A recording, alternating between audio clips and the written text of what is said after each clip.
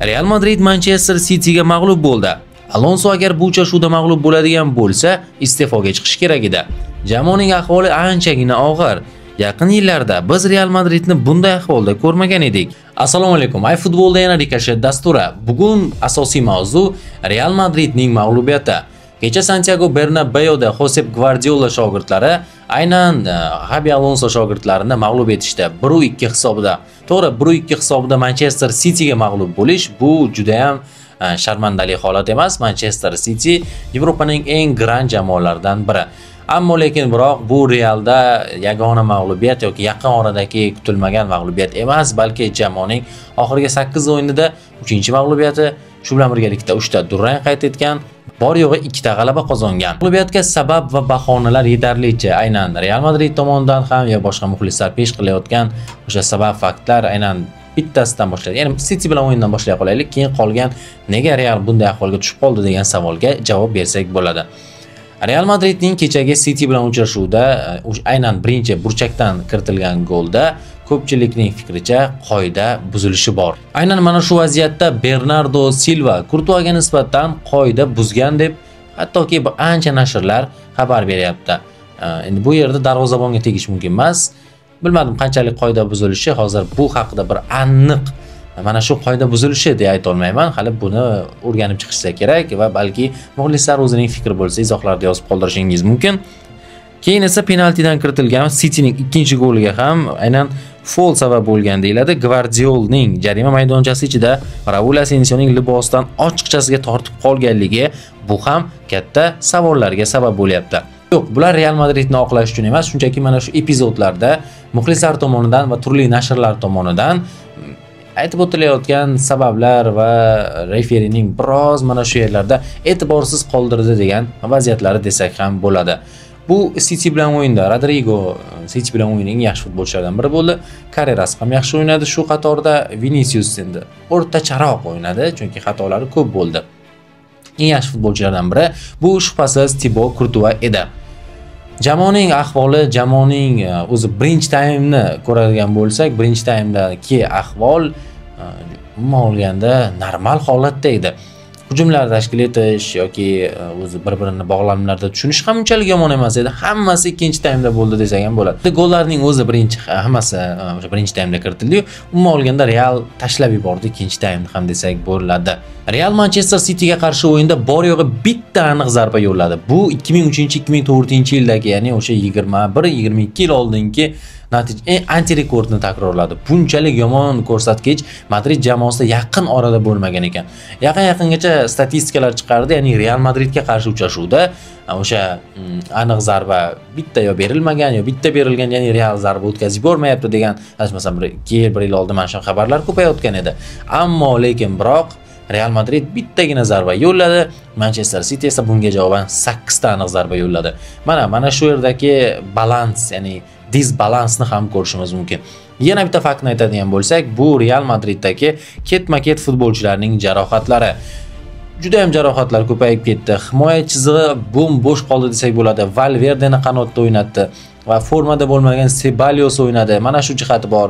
Gonzalo Garcia deyarli asosiy tarkib futbolchisi emas va bunday katta uchrashuvlarda o'zini ko'rsata oladigan darajada ham emasligini yaxshi bilamiz. Ammo Gonzalo Garcia ham Real Madridda kecha asosiy tarkibda o'ynadi, sababi Kylian Mbappening ham barmog'i singan, ham oyog'ida jarohati borligi aytildi. O'yindan oldin Mbappe maydonga tushmasligi aniq bo'lganda, shunchaki raqibni biroz taktikalarda adashtirish uchun ham uni qaydnomaga kiritishdi.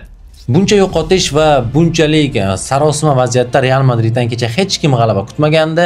Faqat o'sha oshirilib yuborilayotgan oxirgi paytlarda Alonsoning jamoadan ketishi degan bir argument tashlanyapti.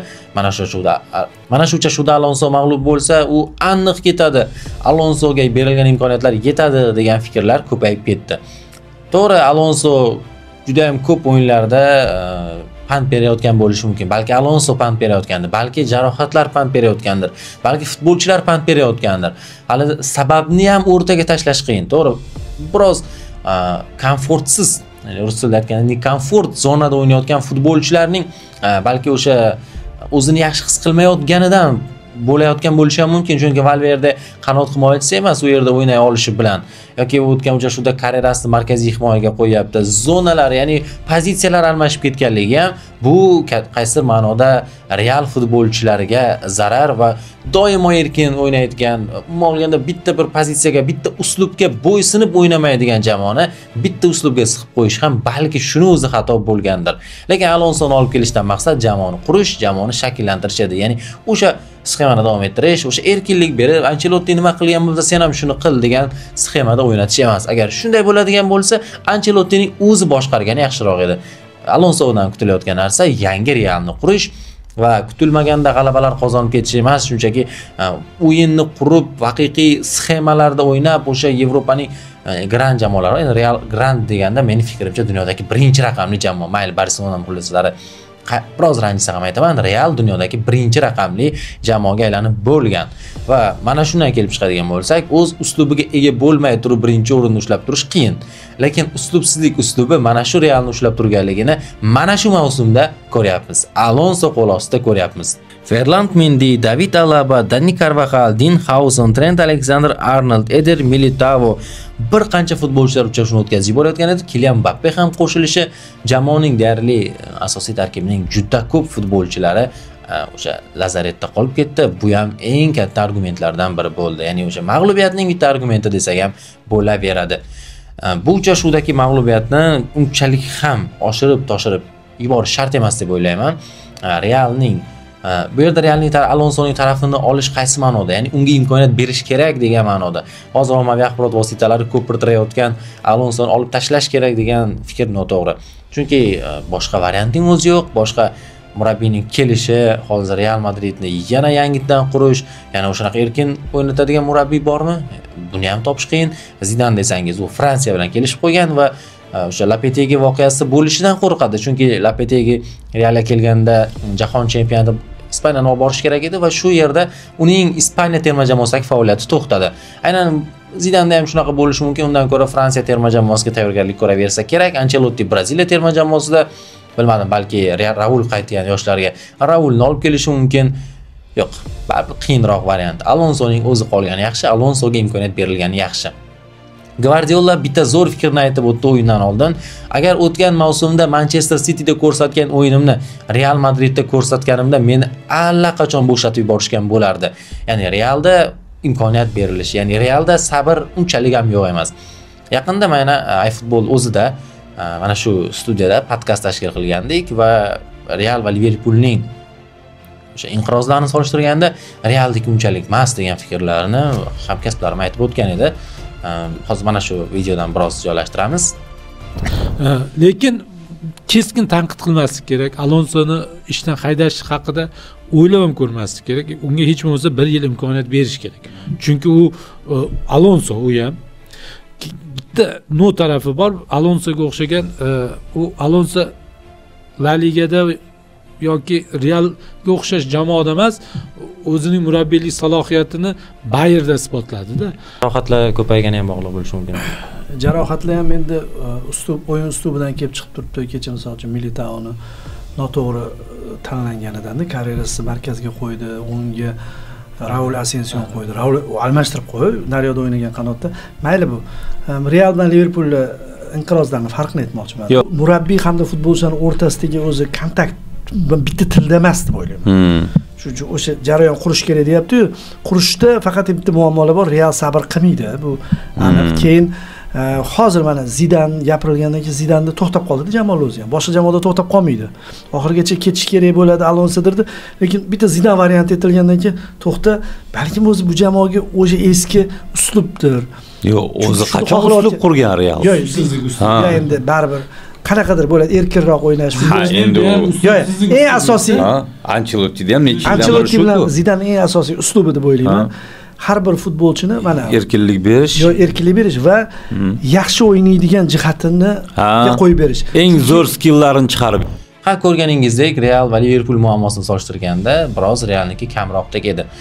Oxirgi mag'lubiyatlar, oxirgi o'yinlar, aynan Celta bilan o'yinda Realning juda ham bir ochiqchasiga mag'lubiyati yana ham vaziyatni biroz chigallashtirayotgandek tuyulyapti. Ketma-ket mag'lubiyatlar Santiago Bernabeuda ham sodir bo'lyapti.